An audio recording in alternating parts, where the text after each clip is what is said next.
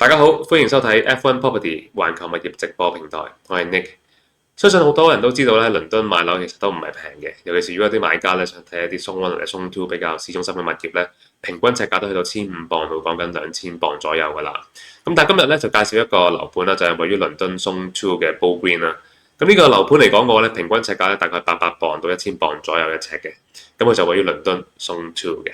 有啲咩特別之處咧？就先講講佢附近嘅一間大學啦。我相信大家應該都有聽過呢間大學㗎啦，叫做 Queen Mary of London University 啦。咁呢間大學嚟講嘅話咧，其實前身就係一個倫敦醫學院嚟嘅。而家嚟講嘅話咧嘅學生人數啊，講緊大概有32000個學生啦，到33000個學生左右啦，亦都有大概5400個嘅教職員嘅。所以咧喺樓盤嚟講，行過去咧就係講緊大概13到15分鐘度啦，你就有呢一批嘅學生啦，同埋教職員啦。如果你係英國嘅學生嘅家長啦，而你個小朋友咁啱喺度讀書嘅話，咁就適合啦。又或者如果你係想買嚟投資收租嘅話咧，其實呢個樓盤附近亦都有好多好高質素嘅國際學生啦，亦都有裡面嘅教職員啦喺裡面嘅。除咗行路可以去到 Queen Mary 呢間大學之外啦，其實咧因為佢個地鐵線咧係非常之方便㗎，有3條線啦。第一條咧就係我哋俗稱叫 Central Line 啦、Hammersmith Line 啦同埋 District Line 啦。喺呢3條線裏面嚟講嘅話咧，可以沿線咧帶到你去到4間倫敦嘅大學啦。咁最快13分鐘啦，可以去到 LSE 啦；15分鐘可以去到 King's College 啦；22分鐘去到 UCL 啦；27分鐘去到 Imperial College 啦。所以嚟講嘅話咧，喺呢個樓盤咧，無論你係想買嚟投資或者係可能小朋友用嘅話咧，其實附近都有好多唔同嘅大學生嘅供應啦。同埋將來亦都會有一啲叫做附近喺金融區翻工嘅工作人士嘅樓盤裏面嚟講嘅話咧，我哋正正就位於一個黃金嘅沙漠區裏面啦。係啦，大學啱啱講完啦，我哋先講一啲叫商業嘅區域啊。傳統嘅金融區就係呢一邊啦 ，Liverpool Street 啊、Aldgate East 呢一邊啦。另外新嘅金融區嚟講嘅話咧，就係 Canary Wharf 啦。咁其實呢兩邊嘅工作人口加埋埋咧，差唔多去到65萬到70萬工作人口㗎啦。咁所以變相咧。當然佢哋可能有啲人會住喺遠少少中資中科嘅位置啦，但係如果真係想翻工方便或者係收入相對高嘅人士咧，某程度上佢絕對係可以做到呢一邊嘅樓盤嘅。所以你將來嘅租客群咧都係呢一帶翻工嘅人士啦。同時間嚟講嘅話咧，你亦都可以假設你係自用嘅，呢邊嚟講都好適合你可以去翻工㗎。另外咧喺呢一邊啦，呢一邊嚟講嘅話就係一個我哋將以前嚟講就係一個奧運場館嘅發展區域啦。嗱，當然而家佢叫做 Stratford 啦。Stratford 嚟講嘅話咧，就方便購物啦。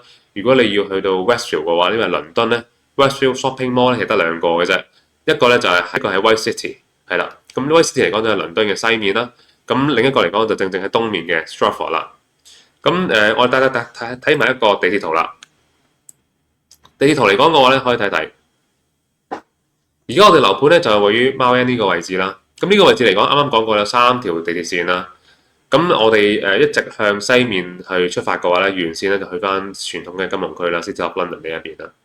咁另外嚟講嘅話咧，其實佢亦都可以咧行翻去另一條線咧 DLR Line 咧，你就可以坐翻嗰條無人駕駛鐵路咧落翻去 Canary Wharf 嘅，係啦，呢條線一直落啦，去翻 Canary Wharf。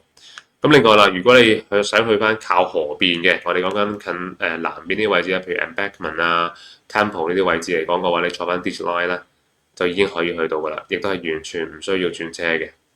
咁呢個就係呢個樓盤嘅交通方面嘅位置啦。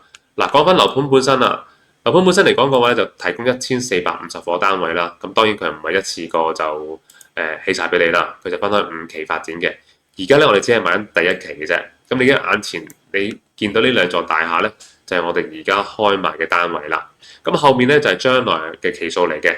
中間你咧亦都有一個我哋俗稱叫做內園嘅位置啦。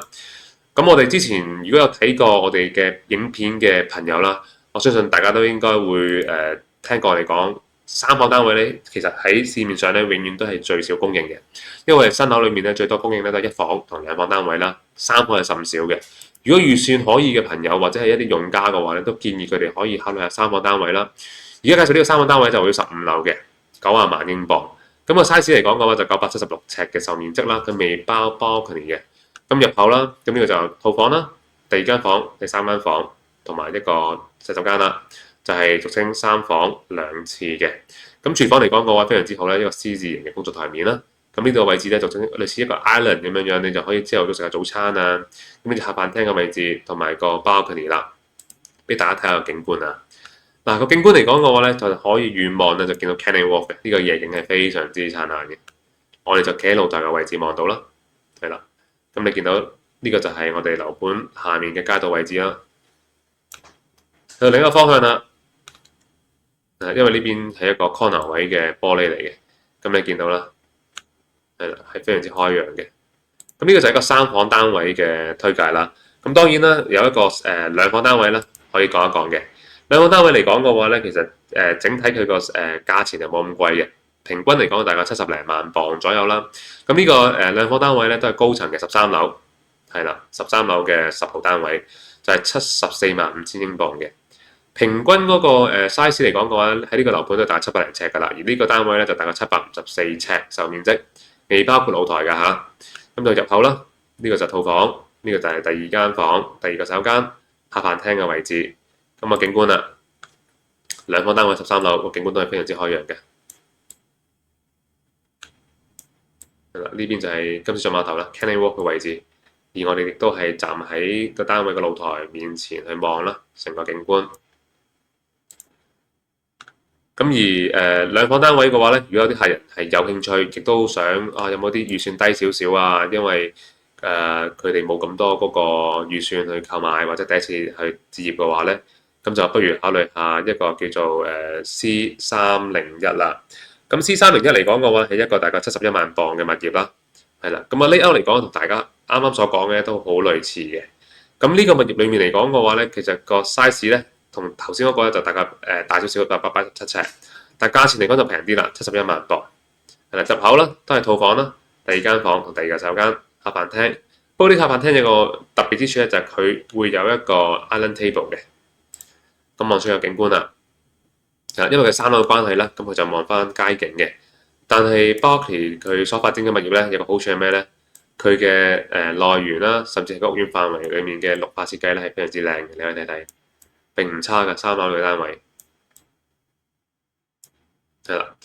咁我哋睇下一房單位啦。如果一房單位裏面嚟講嘅話咧，就睇睇一個10樓嘅一房單位啊，係啦，一個C10.04嘅呢個一房單位嚟講嘅話咧，就大概561尺，咁佢就嗌價就54.5萬英鎊嘅。咁就我哋睇睇個單位個 layout 啦，入嚟啦，咁就洗手間啦。呢個就個廚房，廚房非常之好啊，做得，因為佢做咗一個空間咧 ，exactly 就好似一個自己 enclose 咗嘅廚房咁樣咧，就自己嘅空間啦。咁亦都有個 island table 喺度嘅，咁佢就下飯廳啦。呢個就係個房間啦。而房間嚟講嘅話咧，因為佢個 size 裏面咧佢夠深啊，所以變相咧入口之後咧，佢除咗有一個雙人床啦，佢亦都有一個類似自己嘅衣帽間喺裏面啦。呢個就係個露台啦。係啦，除咗呢一座之外嘅話咧，其實可以睇睇啦，仲有呢一座啦。呢一座嚟講嘅話咧，如果有啲客人咧就想要一啲可能高度綠化少少嘅景觀嘅話咧，可以考慮呢一座啦。兩房單位嚟講嘅話咧，你可以睇睇呢一隻。呢隻 layout 嚟講同頭先我哋介紹嘅兩房有少少唔同嘅。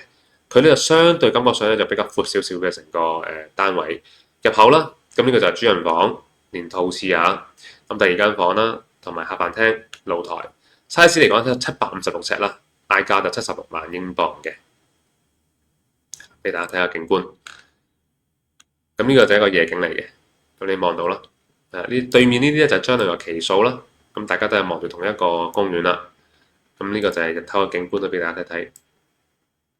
係啦，我哋企喺自己嘅露台上面啦，呢上面就係上面嘅單位。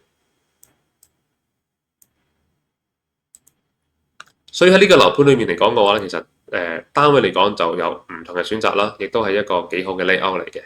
但係除咗喺單位裏面咧，亦都講講啦。呢個物業咧，亦都有一個好大嘅賣點啦，就係佢有2個泳池嘅。呢個就係室內嘅泳池啦，另一個咧就係倫敦比較少見嘅室內泳池啦。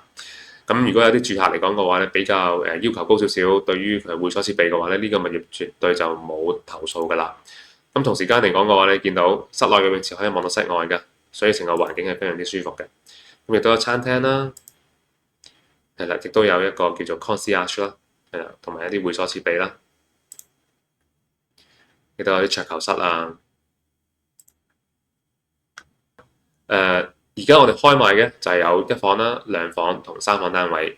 如果客人睇完我哋呢段片段有任何嘅疑問咧，可以隨時聯絡我哋啦，同埋可以撳下面嘅 WhatsApp link 同我哋索取最新嘅價單同埋最新嘅優惠㗎。